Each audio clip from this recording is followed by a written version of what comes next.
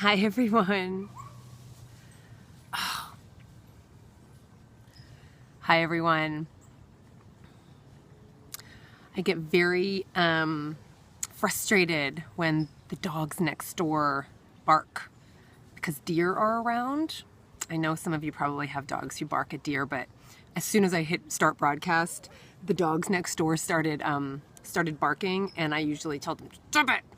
And I can't do that now because now I'm on a live broadcast, so I can't do that. NBC, Bay Area News, post to Facebook about McDonald's, post about your comment. What? Could you repeat that? What? What? Oh dear, I get it. Hi everybody, Colleen Patrick-Goudreau here from joyfulvegan.com. Nice to have you all here. I hope it doesn't look like I had 3 hours sleep. It might look like that, and I apologize. It's been an exhausting 2 weeks, and I didn't sleep. I really didn't sleep at all last night. My mother was flying back to New Jersey from California on her own, and she's doing great, but it was nerve-wracking. About to comment on NBC Facebook about their McDonald's post. Oh, it's pro-McDonald's. Oh, Bay Area Facebook, it's pro-McDonald's. Yeah, I'm not surprised. Thanks, everybody. Hi, good to see you. Good to see you. Thank you. I feel very emotional and very tired, but very grateful and very happy to be here. For those of you who don't know me, my name is Colleen Patrick-Goudreau, and the mission in my work is to empower people to live according to their own values of compassion and wellness. And I do that through my books and through my podcast, Food for Thought. I have 7 books. You can find them all at joyfulvegan.com. I do videos, I write blogs, I travel and speak, and I really have the great honor of being part of people's transition to manifesting their values in their behavior, and it's pretty amazing. So I'm really grateful for that. And there's always so much pressure. However much you do, people are always wondering what you're doing next. And I've been really focused on 30-Day Vegan Challenge, which has been fabulous and fantastic. And it's an online program as well as a book. And you can find that at joyfulvegan.com. You can find it at 30dayveganchallenge.com. And you can try it yourself and experience the joys and benefits of living vegan. Hello from Rome. Ciao. Nice to see you. Was just there not that long ago. I'll let everybody kind of settle in, and I'll have a sip of my tea. This is hello from London, even though I'm not really in London. Thanks for my YouTube messages to the masses. Well, thank you. It's been really fun to do the YouTube videos. I've been enjoying them immensely. It looks like a huge teacup. It's not that big. It's not really that big. It's kind of a normal size. I'm very picky about my teacups. I have a lot of really nice Japanese teacups, but it just takes too long to drink the tea, frankly. I just want a bigger cup. And I need to have perfect handle. I don't like any color except for white inside the cup. I'm very, very picky. Okay. Hi, everybody. Okay, I'm going to stay on topic, but I'm also going to answer your questions. Someone just asked me about juicing, the juicing trend, and how do I feel about it. For those who know me, you've probably figured out I'm not really big on trends. I find them trendy. So I'm not really big on trends. I believe in living healthfully, and I believe in trying things. I think that's great for people to try different things. I love juicing, but I wouldn't call myself, a juicer or a juice nut, or it's not a label I put on myself. But I tend to be wary of fads and trends, especially when it comes to diet. I don't eat concepts, I eat food. And that's kind of really my philosophy. And if you want to eat a certain way, that's great. I think it's fantastic. Where I start to get impatient is where people say, but my way's right and your way's wrong. And I don't like to do that. So I don't like to hear it. So I don't like to do it. And that's kind of my feeling. But I love juicing. I don't know if I would call myself a juicer, though. I don't know. I don't know if I want to live in a particular camp. Does that make sense? I hope that makes sense. I'm going to sip some tea.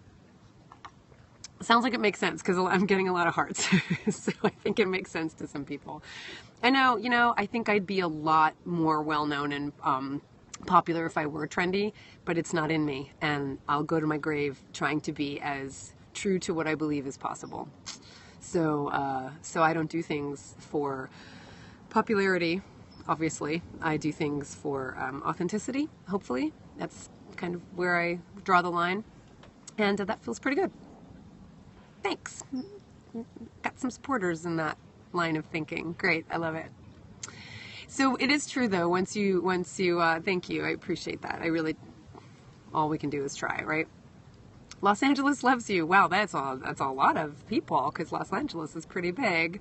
I have my own unique trend. We all do, right? We all have our own unique trends. We all hopefully, we're all inspired by each other, and we all riff off of each other. Nothing's original. I don't believe anything's original. I'm sure most of what I say isn't original, even though I couldn't tell you what the source is. But we also have somewhat of our own style, and that's all we can do. Can't wait to see you in Atlanta next month. I'm super excited. I'll probably be coming right from Dublin, because I'll be in Dublin right before Atlanta. And I'm really looking forward to coming there too. And hopefully we'll be able to spend at least a day. But we'll have just been in London and Dublin. London, see? And Dublin just before then. So I don't know how long we'll get to spend in Atlanta, but I'm looking forward to it.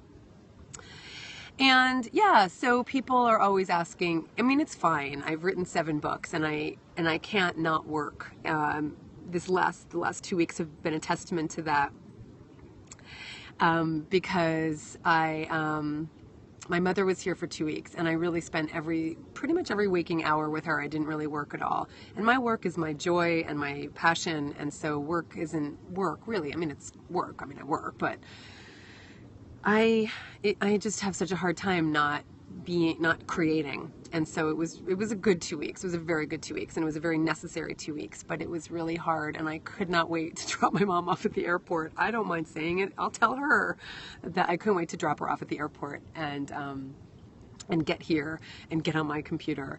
And one of the things I'm working on, which is really exciting, is many of you know about the 30-Day Vegan Challenge program. That's the book, and there's an online program.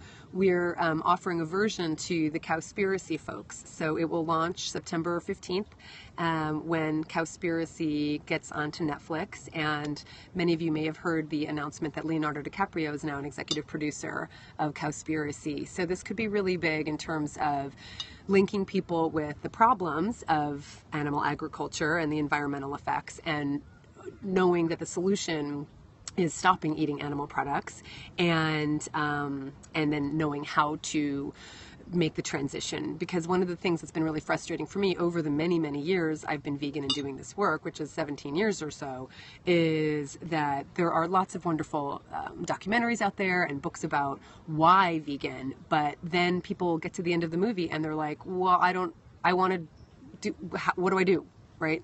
And I'm like, hi, I'm here, I could help you, but there's nothing there on the film that says, now go do this.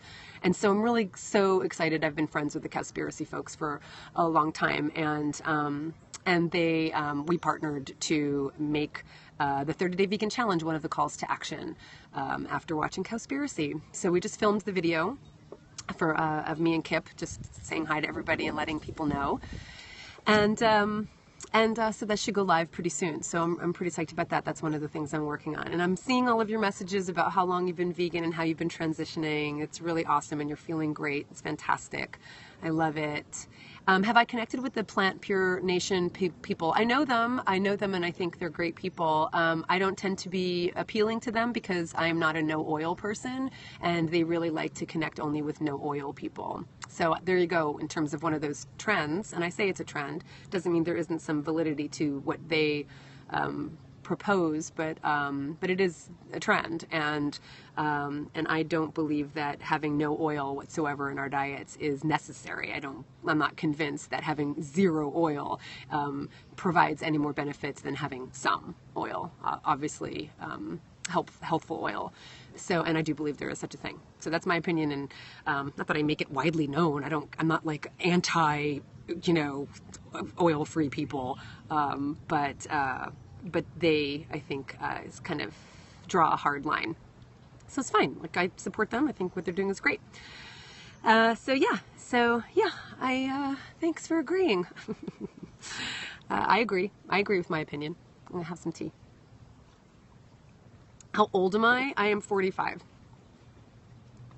That's frustrating, having those divisions. Yeah, it is. It's frustrating. I mean, I don't really play those games. I don't really consider myself being part of those divisions. I think other people create it more than I do. And I feel like I've been doing this long enough that I have allies and colleagues in every, kind of sect, as it were. and I look much younger. Great, awesome, thank you, because yeah, I'm not really happy about the 45 part. So, but I'm proud that I feel like I have colleagues in all of these different sects, because I just don't have time to kind of parse out what is the best thing, what's the right thing, what's the most effective thing. I can only do my work and what I think is the most effective. And so far I'm finding it work, and I'm going to keep doing that. Someone just asked me if I will be coming to Australia next year still. Yeah, it is definite. I can tell you 100% I will be in Australia within the next 6 months, 8 months, for sure. I just don't know when, and we don't have the details yet.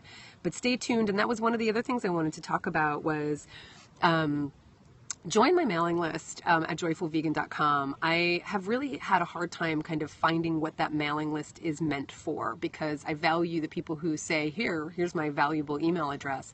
And then I don't really feel like I differentiated between what I was doing in the mailing list versus doing what I'm doing on, Facebook and Twitter and Instagram and all these different places. But I have figured it out now, and I'm really, really excited about it. As of right now, if you go to joyfulvegan.com and sign up for the mailing list, of course, you're always going to hear about my events and announcements. So I keep those they're pretty simple. I mean, you can always go to joyfulvegan.com/events to find out where I'm going to be.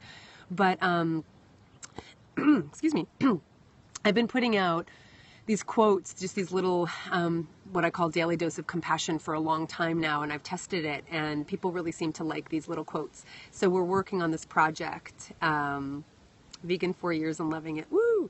Working on this project called the Daily Dose of Compassion. So for those of you who are on the mailing list already, you'll hear about it, and we'll transition you over to Daily Dose of Compassion. And if you go sign up right now, you also get a free ebook on being vegan, which was my 6th book. So go over there and do it, and they'll transition you. Eventually you'll hear the announcements inviting you to stay and enjoy the 30-day vegan. You threw me off. Enjoy the Daily Dose of Compassion. Someone just asked about 30-day vegan challenge. So there was a question that said, what was the question? I just forgot it. I was going to get back to it. I can't remember. But what was my favorite recipe in the 30-day vegan challenge? So go to joyfulvegan.com and you'll see it pretty much either in the footer or right above the header. You'll see the place to sign up. Let me know if you don't see it. My favorite recipe in the 30-day vegan challenge, the new 30-day vegan challenge book, I would say, God, it's so hard to pick. I think the pasta Alfredo is so good. I love the pasta Alfredo. It's a really nice creamy sauce, and you can use it for any kind of pasta. It's just fantastic. You can use it for vegetables. So I'd say the pasta Alfredo sauce, but there's so many that I love. The parfaits, I love the strawberry parfaits. I love making custards. They're so easy. Someone asked what I miss the most. I really don't want to. I'm sincere when I say there's nothing I miss, because all of the tastes that we crave, all of those textures and flavors and mouthfeel, and some of you have heard me say this a million times, can be met in pretty much everything that's plant-based, right? So Parmesan cheese, there's a sharpness to it, there's a fat to it, there's a salt to it, and that's what you can still get in miso, which has that kind of sharp edge to it. And a lot of cheeses, one of the cheeses I make in the vegan table has miso in the cheese that I make. So you can get that fat and salt and kind of sharpness, that tanginess from miso, for instance. Sometimes it's annoying when you want to have something junky or whatever, and you're like, oh my God, I can't believe that's not vegan. It's so stupid. Like, there's one thing. Okay, here it is. Like, I don't miss it because there's vegan Nutella. But you go to a grocery store and there's Nutella, and then it's stupid milk powder in the ingredients, and you just want to get the Nutella, and you don't, because you don't want to participate in that, and I don't. So, but it's really, that's so stupid. It's more that I'm annoyed at them. I'm not lamenting. I just wish that they wouldn't be so stupid. Okay, I'm gonna take a sip. Thank you for just joining the mailing list. That's awesome. I love it. Thanks, guys. Yeah, joyfulvegan.com, and just go to the footer or the header, and you can join, and you will get your copy of the On Being Vegan book, the ebook, and enjoy. And then we'll transition everybody over to Daily Dose of Compassion. Someone just asked what I think is the best. Is that you, Alice? The best vegan Nutella. I think by far the best is Sorry, I'm getting distracted reading. I think the best is made by Endangered Species Chocolate. Their hazelnut chocolate spread, which is, they're not calling it vegan Nutella, but that's essentially what it is. And it's amazing. Yeah, milk solids, right, it's just stupid, right? It's just annoying. Have I done any work with the Food Babe? Sorry, I feel bad. I don't know who the Food Babe is. So no, I haven't, unless I have and I was sleeping. I wasn't aware of it. Why do they have to put milk solids in everything? They put milk solids in so many things, and they put animal products in so many things because it's cheap filler. Because if you imagine billions of animals killed, right? I mean, we're talking about millions a day. You have a lot of corpses, and you have a lot of solids, and you have a lot of liquids, and it's cheap. Same thing with gelatin. It's really cheap. It's cheap filler. And that's what they do. That's what they do it for. There's no reason for it. There's no need for it. They absolutely do not have to do it. But one of the things that we're so bad at is stopping doing something we've done for a long time. And that's ultimately what has to change. Someone said if it's not certified vegan, is it really vegan? Yes, I do think it is. Not everybody has signed on to it's vegan.org's. I think it is vegan.org's certification. So just because it's not certified doesn't mean it really isn't vegan. Especially if it says vegan on the label. And I really think we can't get hung up on the things that we try to do that we don't succeed in doing because there are things that are out of our control. So we do our best. If we wind up eating something that has an animal product in it, but we didn't mean to, that's not what being vegan is about. And I think it's really important to keep that in mind. And it makes us much more joyful, and it makes us much more joyful to be around. And it's really attractive to other people who think, oh, okay, this means like doing the best we can and not being some perfect certified vegan, because none of us are, then I think more people are attracted to becoming vegan, or at least giving it a try through the 30-day vegan challenge.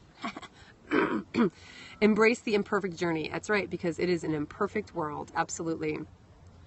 Thank you for your kind words. Label vegan in Italy means no meat in the product. They can't tell the difference between vegan and vegetarian. Yeah, interesting. Well, we got to change some things, right? We have to make sure that there's meaning behind labels. That's okay. We can do that. That's a project you can work on.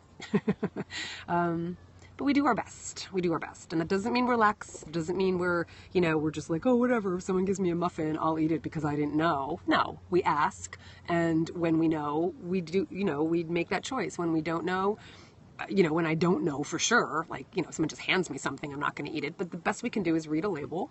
And if the label indicates that there's no animal products on there, that's why I also, I don't feel like I will eat something that says it's been made on machinery that had eggs or dairy on it, because I'm no less vegan because I do that. Because that has to do with liability in the United States. It has nothing to do with like that there are animal products in the final product. And again, when we get hung up on those things, we might as well just eat air, because we're not going to be perfect, not even close.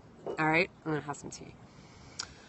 I'm assuming some of you agree with me, because I'm seeing some pretty hearts, some pretty green hearts, and some pretty pink hearts, and little yellow hearts. I have no idea why there are different colors. Is it just because of the different people? I'm so clueless when it comes to the different colors. U.S. rocks when it comes to labeling. Yeah, I would say so, because we're so, we're such a litigious society, so we're so afraid of being sued. You put like, a warning label on a fish hook that says, may cause harm. Yeah, it's going to cause harm. You put it on a coffee cup that says contents may be hot. It's a coffee cup. That's just ridiculous. It is ridiculous. But yeah, in the end, that means labels are pretty accurate. Who doesn't tell the truth? Someone said, but they don't always tell the truth. If you're not telling the truth on a label that's approved by the FDA, you're going to get in trouble. So I don't think a lot of people mess with labeling. I don't. It doesn't mean that there aren't words that aren't familiar to people who don't know that there are animal products in them. That's a different thing. Yeah, if it's something like, food filler, or if it's just called, additional ingredients or something, that doesn't mean that there aren't animal products in there. They can get away with that. But personally, I don't believe that people would call something vegan and it not be, or kosher and it not be, or dairy-free and it not be. At some point, we have to trust. At some point, we need checks and balances, absolutely, period. and we can be part of that, right? That's why I so believe in the work of like Michelle Simon, a good friend of mine who wrote Appetite for Profit.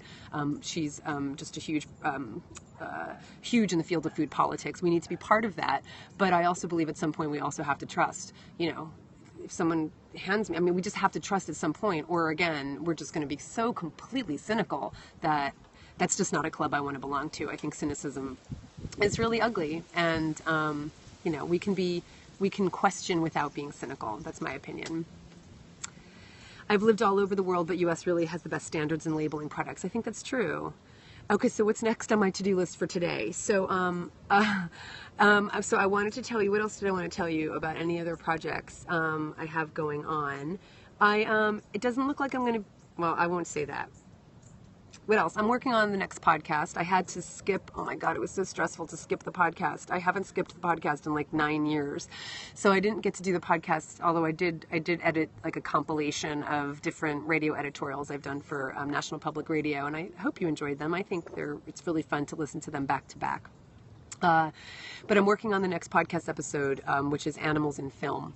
And I talk about some of my favorite films that have animal messages or animals in them. And then also I talk about the, the no animals were harmed disclaimer that is put out by the American Humane Association, which, can we believe it or not? And so I talk about that in the podcast. So go subscribe to Food for Thought feed in iTunes or Stitcher, however you listen.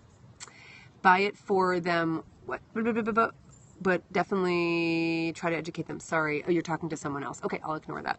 I didn't see it. What's on my to-do list for today? I honestly, so I drove my mother to the airport very early. I came back and had to do some email and some administrative things. And then I got ready for the video shoot with Cowspiracy folks. And then we shot the video. And then I came and talked to you. So, and the rest of the day, I'm really looking forward to just kind of sitting and just kind of writing. I need to just write and just create. I'm going to probably work on Daily Dose of Compassion. And I know I'm not good at sitting. I am probably going to watch a movie, I'll be honest. My husband has band practice on Tuesday nights. My husband's in a band. And so he has band practice every Tuesday night. And so even though I haven't seen him because he was away last week, he has a gig coming up at Bottom of the Hill in San Francisco. I'm in Oakland, California, and my husband has been in a band for many years, and one of the places to play on his wish list was Bottom of the Hill, and they've got a gig there, which is really exciting. So if you're in the San Francisco Bay Area, send me an email and I'll let you know the details about it. Or you could just go to his band's website, which is Ghost of Burling. Am I a groupie? I'm definitely a groupie of my husband's band.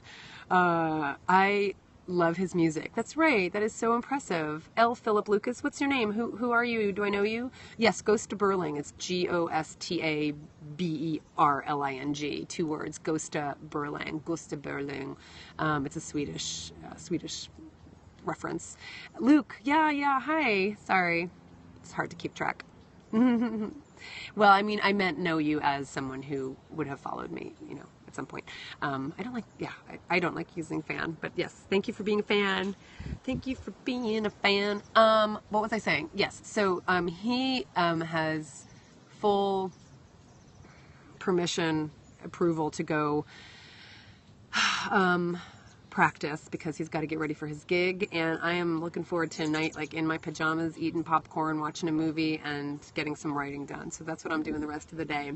And what else? I mean, those are the things I wanted to announce. So again, Daily Dose of Compassion. I'm really excited to put out these daily quotes of compassion via the mailing list. Popcorn with Nooch. Absolutely. For those who don't know what Nooch is, because there was a time I didn't know, it's nutritional yeast.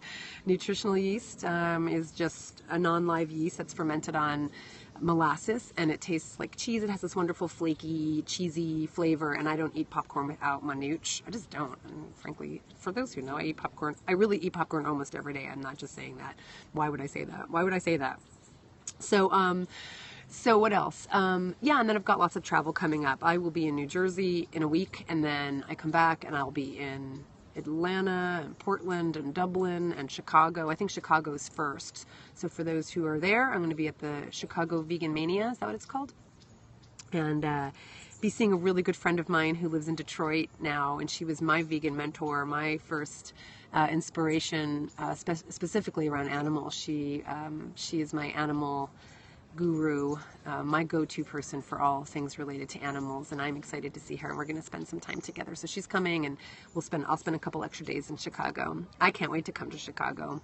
I haven't spent much time in Chicago, just a little bit. So I'm looking forward to being there myself. And for those of you who know and care, it doesn't matter. It's not a big deal. I'll make the announcement. It's not a big deal. But I decided I'm not going to be doing the Sicily trip. Name names? You mean of the person who was my mentor? Is that what you mean?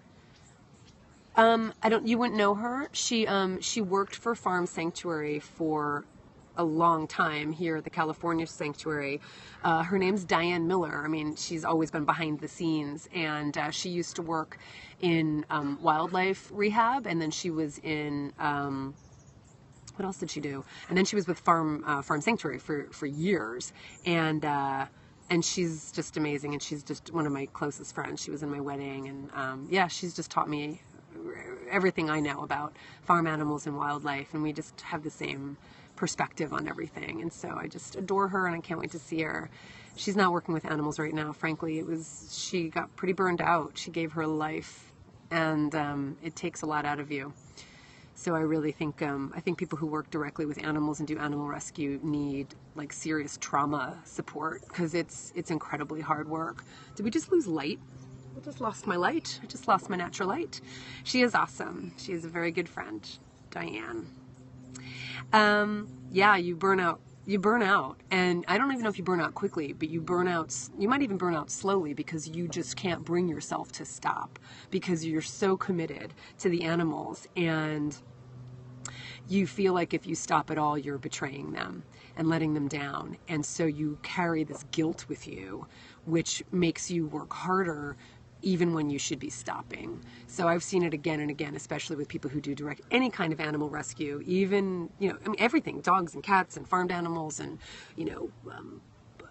marine animals, everything. They're just so dedicated, and that's why when people ask me who my heroes are, they're always people who work directly with animals, because they save these individual lives, and it is so much time, and there's so many resources that go into helping these individuals, and I love being around animals. I couldn't do it full time just because I would miss writing, but I love being around animals so much. I would probably, thank you. I'm so sweet. I am around animals. I am around animals all the time. I mean, I have my own little mini sanctuary here. I take care of the wildlife. I mean, I take care of the deer and the birds and the squirrels and the raccoons and the skunks, and I care very much about the animals around us, and my cats, of course, and etc. So there's a lot we can do even if we don't work directly for an animal organization. There's a lot we can do in our own daily lives. Modern day Snow White. I just hope I don't meet any dwarves. Is that inappropriate? Is my husband vegan? Yes, my husband is vegan. He's been vegan almost as long as I have. Inspired by the same things I was inspired by, even though I brought him the information. He made the change on his own, and it's pretty awesome. So he's been vegan probably about a little less than 16 years, yeah. So that's cool. So I just read The Sexual Politics of Meat after you mentioned it somewhere. Awesome. That's awesome, Luke. Yeah, Carol Adams is amazing, amazing, amazing. Colleen, why are you? I'm not going to ask that question and then answer it. I don't know. I was vegan for 22 years. I'm scared about where this is going, because that was a past tense word. Read The Sexual Politics of Meat. It will change the way you think about things. It really will. I mean, it will just become kind of part of the, new way of seeing and thinking about things. No doubt. So read it. I love Carol Adams. She's brilliant. She's a good friend. Yeah. So I think that's it for today, folks. Still eat mostly a plant-based diet. Well, awesome. Check out my podcast, Food for Thought, and check out my videos on YouTube, Vegan Point of View, and check out, my books, and go to joyfulvegan.com, and, sorry, I was just turning something off there, and I'll be back. I'll be doing these more frequently, answering questions and asking questions, and just connecting with all of you. So thanks for like taking your time to come and like hear me babble on about things. I'm always happy to connect with you, and have a wonderful night or day or wherever you are, everybody. And it was such a lovely group. What a lovely crowd this was. Really, I think it really depends on the, you know, how I phrase what the topic is. I think when I just say, hey, ask any question you have, I can get some pretty interesting people. So it's my pleasure. It really feels good to connect with you. And now I'm going to go put my jammies on, or maybe I'll go for a walk. What is it? It's almost 6. You know, I think I'm going to go for a walk. I do need a walk. And then I'll go have some popcorn. Bless you. Bless all of you. For the animals. This is Colleen Patrick-Goudreau. Thanks for watching. Talk to you soon. Okay, signing out. Bye, everybody. Thanks for your hearts. Right back at ya. Bye. And next time I have to make sure you guys share the video, right? Because when you're on the video, you can invite other people to watch. So I'm going to hold you to it next time. Okay. Thanks, everybody. Ciao.